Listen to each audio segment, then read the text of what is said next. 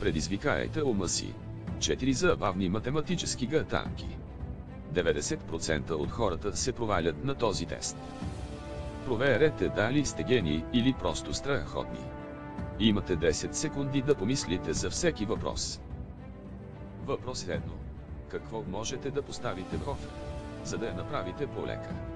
Е, пясък. Би дупка. С, вода. Ди, камък.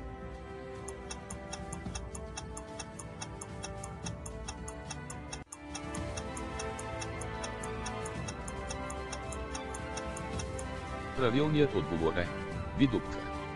Дупката не добавя тежест към кофата, което я прави по-лека, отколкото беше преди да поставите нещо в нея.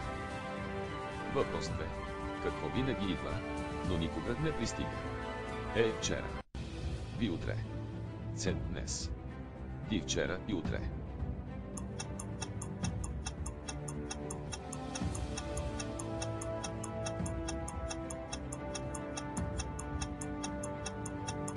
Правилният отговор е ви, утре.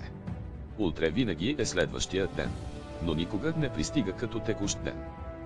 Веднъж щом пристигне, то става днес. Въпрос 3. Един фермер има 17 овце. Всички освен 9 умират. Колко остават? Е, 17. Би, 8. С, 9. Ди, 10.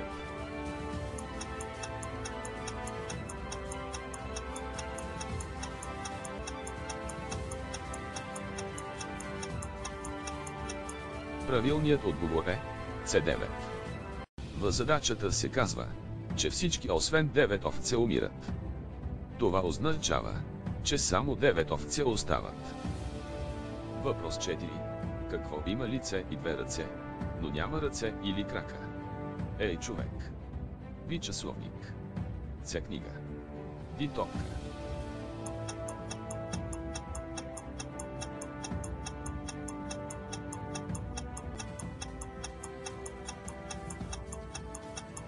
Правилният отговор е би, часовник.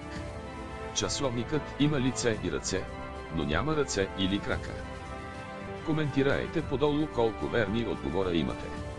Не забравяйте да харесате, споделите и да се абонирате за още тестове.